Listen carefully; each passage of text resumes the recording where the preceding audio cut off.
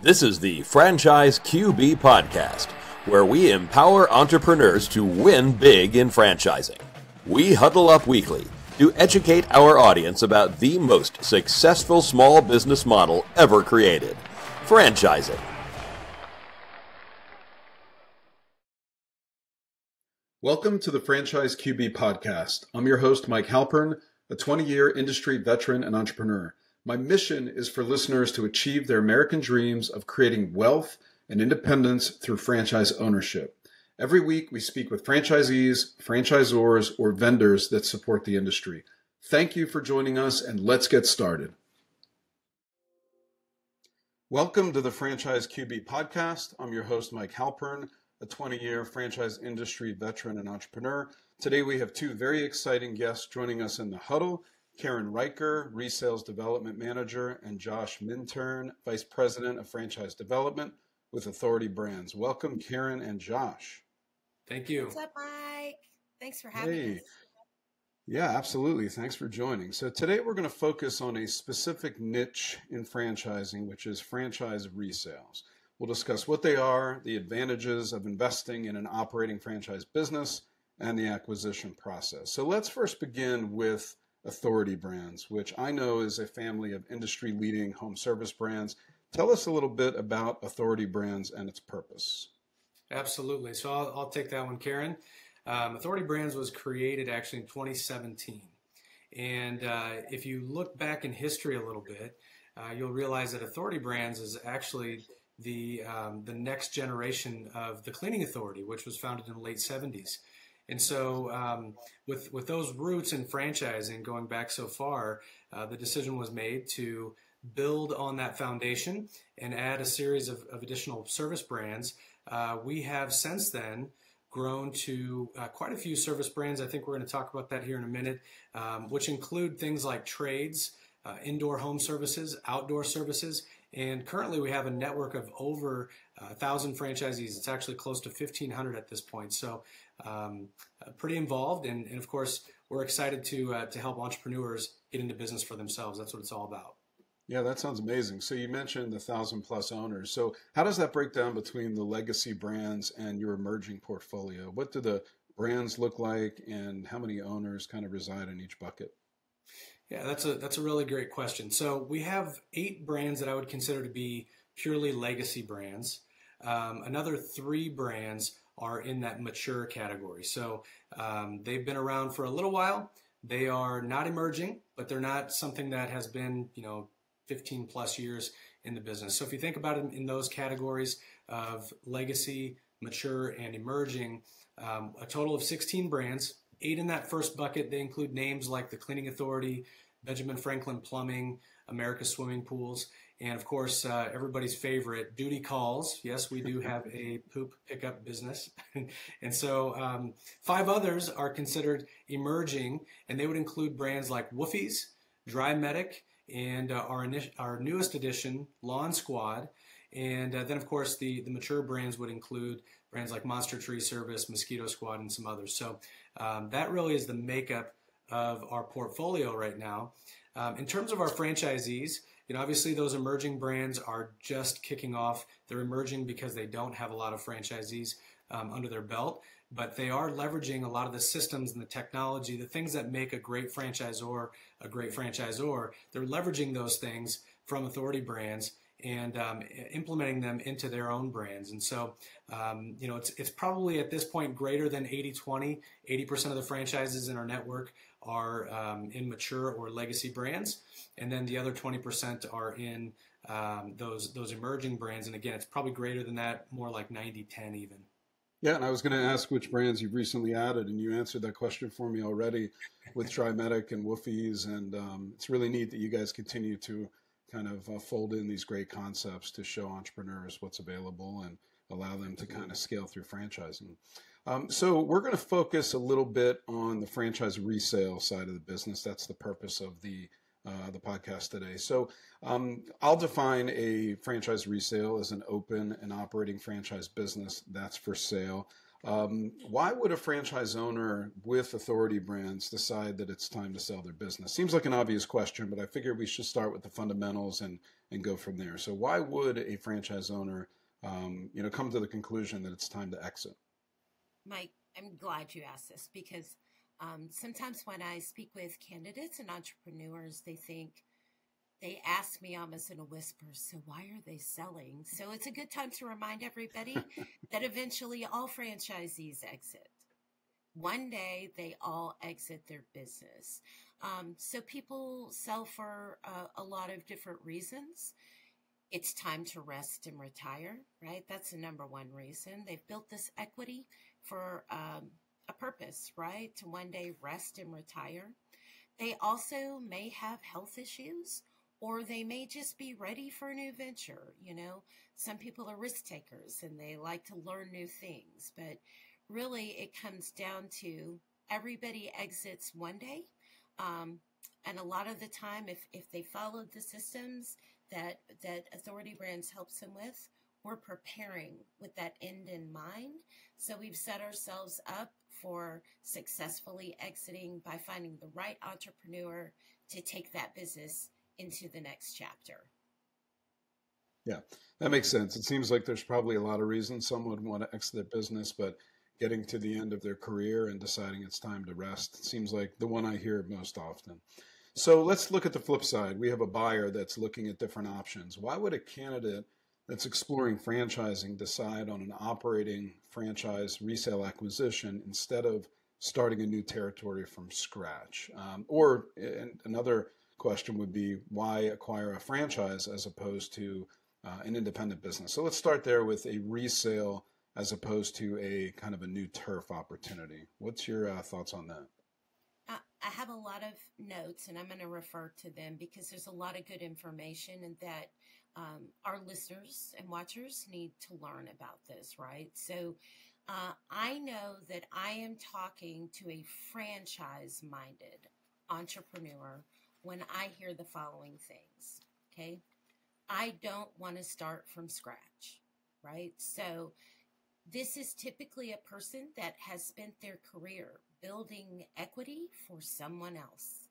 But along the way, they have gained skills. They've led people.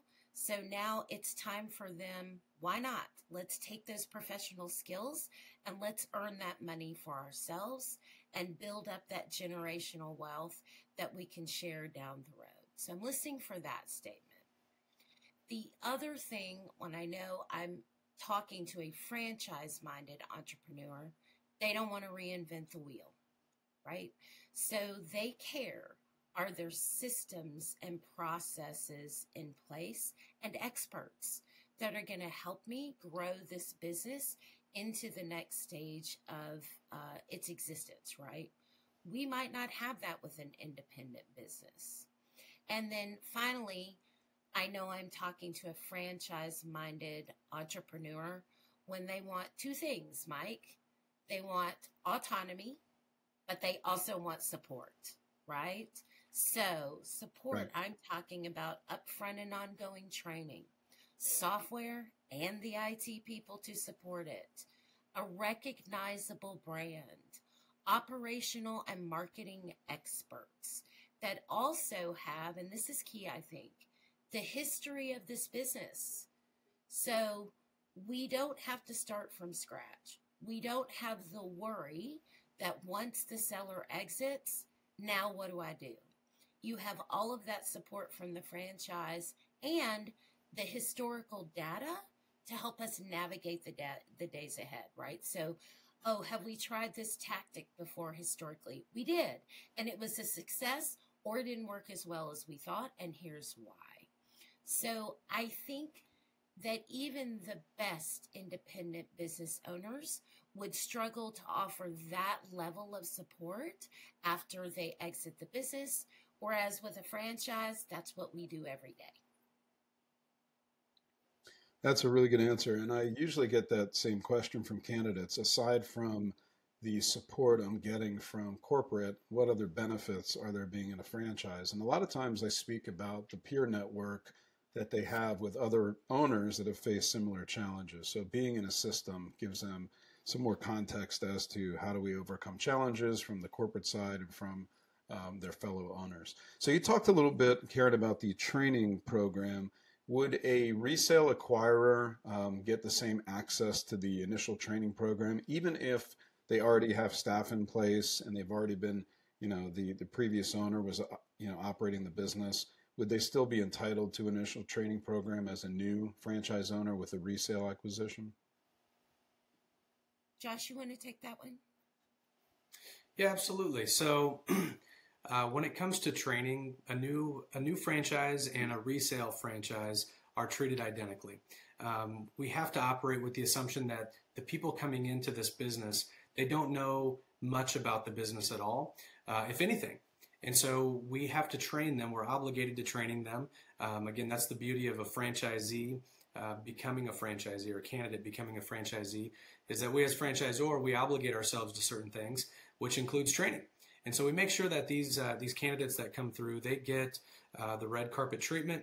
We give them all the same training that they would receive as a brand new franchisee. And in fact, in some cases, we often will give them more because they're stepping into a business that's already, doing 70 miles an hour down the highway, so to speak, right? They're having to catch a moving train. And for them to do that, their level of sophistication sometimes has to be increased just to jump on board, right? So we take that into consideration as franchisor, and we make sure that we are adapting some of the training to make it relevant to the existing business operation. Right? Again, there are going to be some nuances that are different jumping on an existing business versus a startup. Got it. Makes sense. So we have a selling franchise owner. We have candidates that are interested in buying the business. Does Authority Brands, as a rule, get involved in the negotiation for the purchase price and the terms between the parties, or does it see itself more as a facilitator to kind of help the transaction move in the right direction? Yeah, again, another really good question. What Authority Brands does is we do try to act more as the facilitator. We're involved in the approval process, which is really mission critical. We need to make sure that the candidate has the initial discovery nailed down. They're understanding the brand really well.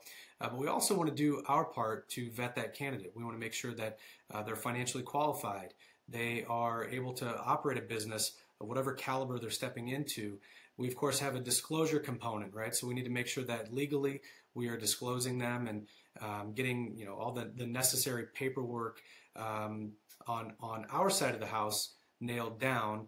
Again, there's other data collection that we will do because we believe it's in our best interest to help the outgoing franchisee exit well, but it's also in our interest to find a candidate that's going to carry the torch forward and hopefully advance that local business.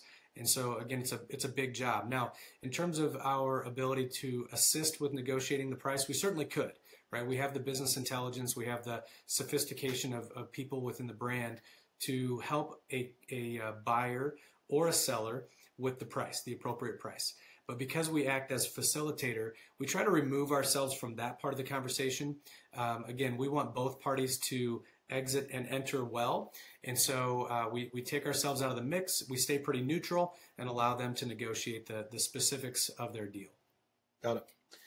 So when a Authority Brands franchise owner decides to exit, it sounds like they have a few options. They could do it on their own, or they could hire a broker to kind of represent them in the transaction, or it seems like there's a third option where they can engage Authority Brands to kind of help with that process. Can you guys explain what your preference is that has the best outcome for an owner and what you generally recommend in that regard? Yeah, absolutely. Yeah. Karen, you want to take this one? Yeah, so really it depends upon what the franchisee wants, right? So what is the baseline for their business? What are we dealing with today? What does our timeline look like? Backing up just a little bit, Mike, at some point they're always going to engage with the AB Resales team, whether we help them find the buyer or they use a different resource. because we're going to make sure, like Josh has mentioned, that that candidate is fully educated about the franchise opportunity, that they have been vetted, that we are answering that questions, and even that really important piece, that meet your team or discovery day, that they're getting to meet all these wonderful people that are going to support them. So we are always in the picture at that point. But on the front end, if they say, my employee is really interested. Okay, my sister, my brother-in-law, or Karen, I'm going to find this buyer on my own. It's all good. Just keep us posted. Yeah. And then please introduce me to this person when it's time for us to go through that discovery journey together. But really, the sale needs to be meaningful, not only for the buyer, but for the seller.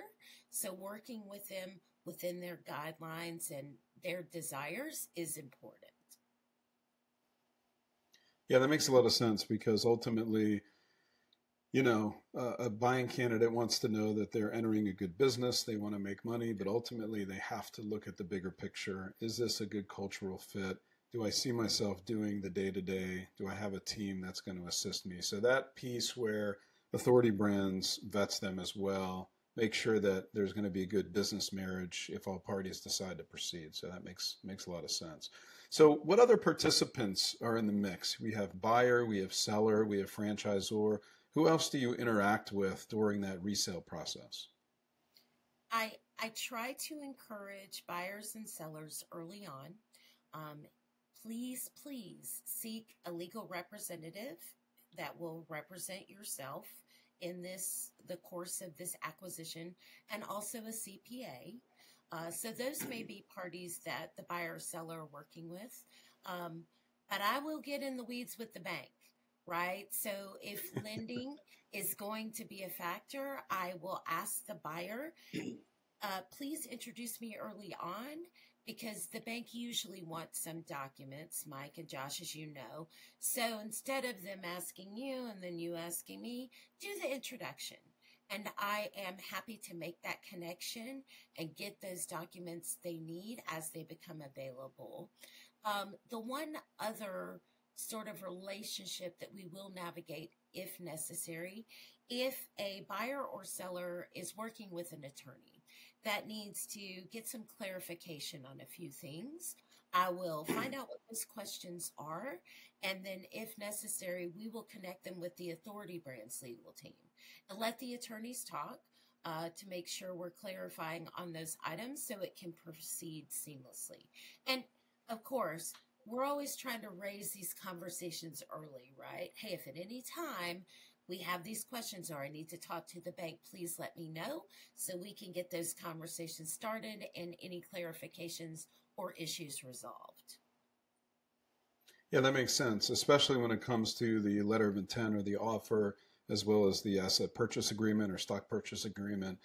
That's not easy for someone to do that hasn't done it before, and having a good legal team behind you is going to be super helpful to kind of facilitate the process and make sure that things get handled and everyone's best interests are represented. So let's talk about a business valuation. A lot of times, one of the challenges is making sure that a seller and a buyer see eye to eye on the price point. Do you assist the selling franchise owner with a business valuation so that they're somewhere in the correct neighborhood of what their business is worth? Do you recommend they have a third party that does that? How would that process begin when a seller comes to Authority Brands and says, hey, what's my business worth? Yeah, we really defer most of those conversations to a third-party expert. Again, this is one of those areas where it's not as though we don't know where the business is likely going to land. There's a handful of ways that small businesses are typically valued, and we're in tune with what the market is doing. We do a lot of resales in a given year just because of the number of brands that we have under our umbrella. And so we could plot this out on a graph and say you get X times multiple of EBITDA or net profit, and that's where you should land.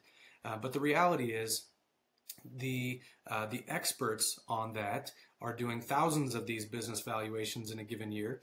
And so we do encourage our franchisees to work with the experts so that they can get the most current and up-to-date information.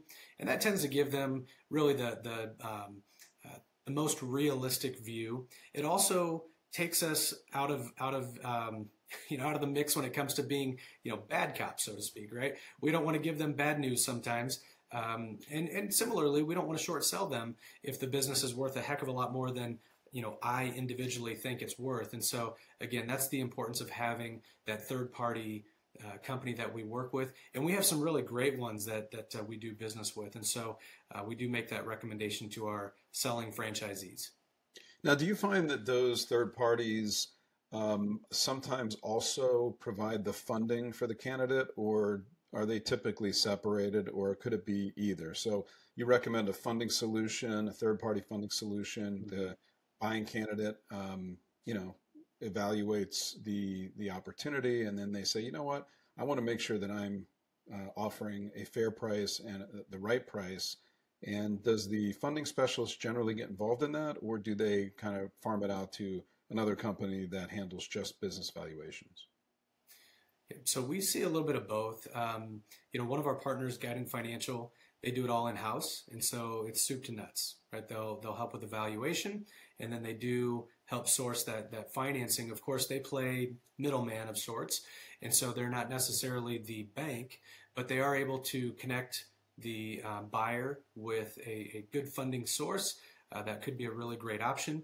We also have other funding sources that are they're mutually exclusive, right? They are just funding sources, and they can help evaluate the best way to get the business purchased.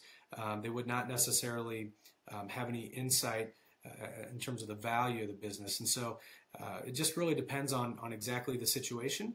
But for the most part, we're recommending at least one of those options to get the business value before we proceed. Got it. Makes sense. So in terms of the pool of candidates that kind of steps forward to evaluate a resale, I know that existing franchisees are kind of a path of least resistance. They're familiar with authority brands. They're familiar with the brand itself. They know the systems. How often do adjacent existing franchisees expand their footprint through acquisitions, as opposed to the selling franchise owner finding a completely new franchise owner to take the territory or the business? Is it a 50-50 mix, or is it skewed one way or the other? It's actually, so some brands, that is their first path, and they are more of their franchisees are acquiring through resale and neighboring owners than others, right? I also think that depends upon where the franchise is located. In rural Alabama, we might not have a lot of options, right? So it depends on the brand. But I'll tell you, Mike, when we have the initial call with sellers to talk to them about, because it's very important we have that upfront call about why are you selling, and are you ready to be a seller of your business? Are you ready to have the call, share the financials? Let's get everything in order so we look like a serious seller. But one of the conversations that we have on the resales team is, have you looked in your own backyard? Have you asked neighboring franchisees if they are interested, or that long-term employee that you can always count on? Or the one reference I use is, do you have a monthly poker game with a person that you've sat next to that always says, man, you're so lucky you're your own boss, right? These are those people that we can just think of, and it can be low-hanging fruit. So on a percentage, I would say, I mean, gosh, Josh, is it as high as 25 or 30% within our network? It probably is. I would also add to that, we try to influence that on the front end, right? So in my capacity, I lead both resales, and then I have a group of brands that I oversee. And, one of the expansion strategies for existing franchisees is acquisition, right? And so as opposed to buying another brand new territory and another brand new territory, we encourage them, hey, let's look at your neighbors, because as Karen mentioned early on, it's not a matter of if, it's a matter of when. At some point, everybody's going to exit. And so if you're available, if you're there and are looking to scale your business, then a really viable option, a great option, is to consider your neighbor, right? Purchasing your neighbor. So we do plant that seed early, and we try to foster that as that franchisee is growing. So I would say, yeah, 25% is probably about accurate. This is kind of a cop-out answer, to be honest. It depends. It depends, right? The brand does dictate. We have certain brands where that is kind of the strategy, right? It's like, we're going to keep it in-house. A lot of the recurring revenue brands, that is the strategy, because I think a franchisee adjacent to a selling franchisee understands, hey, there's real value here. And the brand understands the value of retaining that revenue as well. So we see it a lot more often in those brands than some of the brands that are maybe project driven, or you have a one-time sale with a customer. Mike, I was going to make mention, you said early on, right, like something I didn't really capitalize on. When you join a franchise, you join a family, right? So it is beyond what the operations team and the home office is going to support you with. You have all of your neighboring friends and franchisees. We're going to see each other at convention. We're going to tap into each other's collective wisdom. But it's extremely important for any entrepreneurs listening or watching this podcast. If you decide you're going to come into a franchise family, come in, get to know your neighbors, get to know that person in that place where you hope to buy a retirement home one day, right? Not only for the collective wisdom, but you guys need each other. And one day they're going to sell. There's nothing wrong with telling somebody in the franchise in Hawaii, hey man, if you ever decide to sell that business, call me first, right? There's nothing wrong with that. It's a good strategy. Sure. Yeah, makes sense. Absolutely. Thanks for adding that.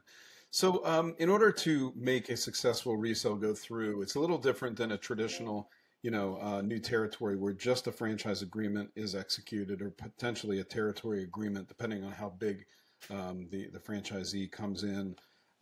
So what other documents are executed in order to successfully transact and have ownership change places between the existing franchisee and the new one coming in? Okay, so beyond that franchise agreement and the regular document collection that I will perform to vet a candidate, like a background check, an application, none of those obligate you to the business. Those are the we're getting to know each other documents. But then we will have the main franchise agreement. There also, there will be the formation of what we call an asset purchase agreement. And that's going to happen between buyer and seller. The franchisor does not guide that document. So that's usually one party will start it with their legal representative, and there'll be a back and forth between the two parties' legal representation with a couple of rounds of edits. That's really hammering out the terms of that deal. And then beyond that, there's also some seller documents that get collected at the end in that final transaction. There is a general release and a consent and resale assignment agreement. But our attorneys will put together all of those documents that pertain specifically to the franchise, while the buyer and seller are working with their legal representatives to work on that asset purchase agreement. So I think it's safe to say, Karen, you have a pretty thorough checklist that you use to go through with your candidates, because I know firsthand that you have one of the best checklists in the industry. I appreciate that. All right, so my goal when I meet a prospect and we seem serious and it's coming along and everybody is very engaged is, all right, we're in this together. We're going to create this checklist, and there's going to be weeks where you say to me, Karen, enough. Today I have to call the bank, the attorney, this. I'm right here with you, my friend. We're going to take a deep breath together, but we will get through it. We do get through it. So I appreciate you saying that, Mike.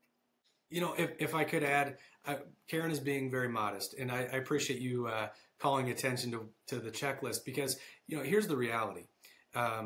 Sellers don't do this every day. Right? They don't sell their business every single day of the week, and Karen works on selling businesses every single day of the week, right? And so having a toolkit in general is really critical for that selling franchisee, and Karen has done a phenomenal job In my time in franchising, I've been around the block a little bit. Karen has the best checklist. You are correct. She's just done a really great job of preparing and equipping outgoing franchisees with the right documents, with the right knowledge, the know-how, because again, they don't do this every day. And so to exit successfully, to exit well, we have to be able to coach and train them through that process. Again, Karen has done a phenomenal job. Thank you. Absolutely. Karen's the best. So let's talk about, I know in an emerging system or even kind of a mid-market system, there's probably not as many exits as the system. The franchise owners build up their business, build their sales, build their earnings, build their teams. But in a mature system, like some of the brands you have at Authority Brands, what percentage at any given time of operating units are available for resale? What's healthy in terms of how many units are turning over in a system? Is it 5%? Is it 10%? Is it more? Just we can wrap our head around how many locations you can expect out of a mature business. Yeah. So this is a really challenging question. And so I appreciate you asking the hard hitting questions in your, podcast. So what we do know is what it's not. Okay. So if you see 60, 70, 80% of the franchisees turning over, to your point, that's bad, right? That's really bad. That's and the buyer should run. If you see somewhere in the neighborhood of about 5 to 8%, 6 to 8, somewhere in there, that's pretty healthy. That's pretty common for a franchisor to have that volume of franchisees turning over. And you have to remember, legacy brands will be different at times. TCA is a really great example. The Cleaning Authority has been around for 40 plus years, and we have a lot of franchisees who have these legacy businesses themselves, right? They've been in business longer than most of us have been, out of school, right? So it's just amazing what they've done with their business. Well, at some point, they're going to be ready to sail off into the sunset, right, and retire. And sometimes this is what happens with emerging brands, by the way. Emerging brands on the front end, what do? They sell a whole bunch of franchises right away, right? That's the goal anyway. Try to get as many in as you can, influence that system positively. And so when it's time to exit, fast forward 20, 30, 40 years, when it's time to exit, sometimes you get waves. And so it can look like 8%. That should not frighten a buyer, right? Because a mature brand like TCA will have that wave from time to time. And so a place that they can use as a resource is item 20. Item 20, the FDD will talk about how many franchisees exited the system. And that's a good conversation starter to at least ask questions around, well, how many of those were resales? How many of those were people that were terminated, et cetera? And so we can help navigate that conversation with the individual buyer if they are at all curious or maybe even concerned that the number is too high or too low. Yeah, and I could see, franchisees, they communicate, they get together at convention, they are in groups, they learn from each other. So if they get wind of a successful exit, they start to think, well, maybe I'll explore that. And I can see how that could kind of snowball in some circumstances with a larger kind of critical mass of existing owners that have been around for a while. So let's talk about the time frame to complete a franchise resale transaction. A new territory award typically takes 90 days, give or take. Obviously, no two deals are the same. But what's your expectation for the timing if the buyer, the seller, and the franchisor are kind of working in concert in good faith to kind of move towards a successful transaction? Yeah. In my conversations with buyers and sellers, I make sure they understand we're on your timeline, right? So I'm not going to rush you. We're not going to skip any steps. We're going to take our time through the due diligence process, through the education process. Now, Mike, we know sellers, even ones that are cashing checks that are huge every week, are always in a bigger hurry than a buyer. And that's fine.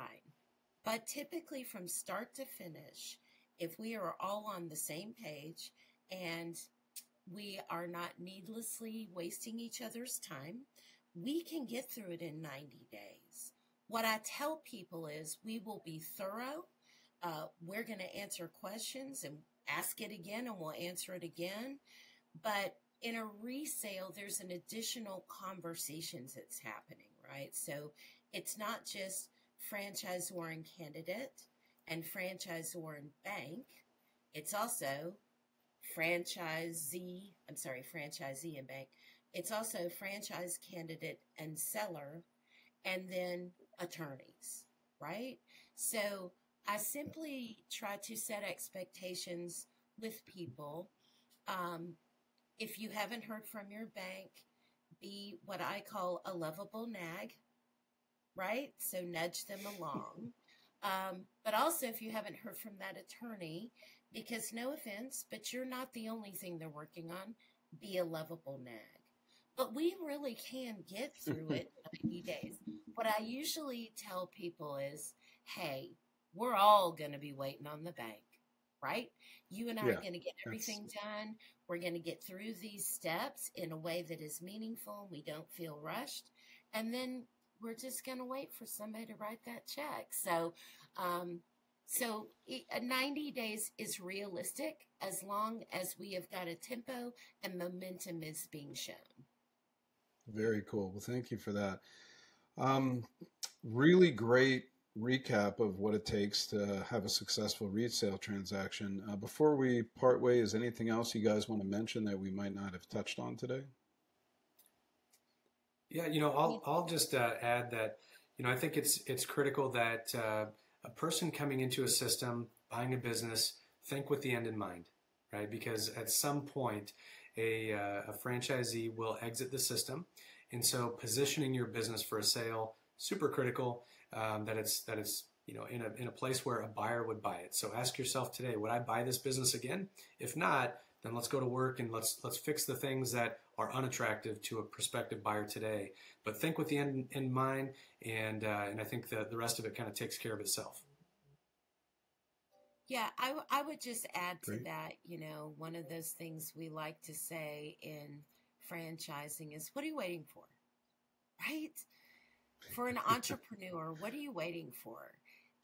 Get out there and explore. Ask the questions. I think sometimes franchises seem serious to people, and oh, I heard this, and oh, I heard that. Well, take a leap of faith in yourself. Use that sweat equity that you've put in place to build businesses for others, and take a chance on you. And that's what we are here for. We talk to people all the time, and it doesn't make it to the finish line, but our goal is to be educators, providers of information so that you can realize that dream. So we'll dream with you. We'll help you keep that hope alive. And honestly, I want to thank all the listeners, and thank you, Mike, for having us here. Hopefully this has been helpful. Absolutely. But when you talk to Mike, what you have is a person that's in your camp. You should just know that, right? So Mike's goal is to help you find the right fit for you. So he's a great consultant to lean on. And I love working with him. Well, you're the best, Karen. Thank you for the kind words. Thank you, Josh. And if anybody listening would like to connect with Karen and Josh to learn more about the process to own an Authority Brands resale, to view a list of the active resales that are on the market nationwide, contact me at franchiseqb.com or on Twitter, QBFranchiseQB, and I'll get you connected with them. Thank you so much, Karen and Josh, for taking the time to get in the huddle and speak with us today and learn about franchise resales. Thank you. Thank you so much, Mike. Thank you for listening to the Franchise QB podcast, where you're at the helm of your future as a franchise owner. If you enjoyed the content, please rate the show and recommend it to anyone that might be interested in franchising. Make sure to visit franchiseqb.com to subscribe to my newsletter and for an actionable playbook to go from walk-on to legend in your new business. Follow us on Twitter at QBFranchiseQB and join us every week for a new episode. See you next time. Visit franchiseqb.com to take the next step of your journey towards wealth, independence, and franchise ownership. And remember, when working for the man gets old, you must do something bold. Thank you for listening.